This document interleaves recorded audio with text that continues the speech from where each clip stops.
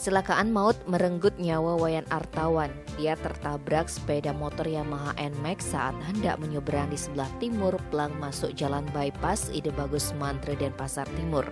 Kasih Humas Polresta Denpasar Ibtu Ketut Sukadi menerangkan, insiden ini terjadi Senin 16 Mei pukul 22:10.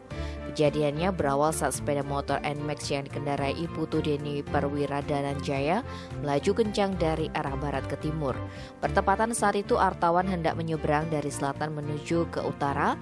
Apes, pengendara motor terlambat mengantisipasi karena berkecepatan tinggi. Tabrakan pun tak terhindarkan. Akibat kejadian itu Artawan terpental dan meregang nyawa di TKP. Sedangkan Deni dibawa ke RS Dharmayatnya Denpasar oleh BPBD Denpasar karena mengalami luka-luka akibat terpelanting ke aspal. Tim Bali Express melaporkan.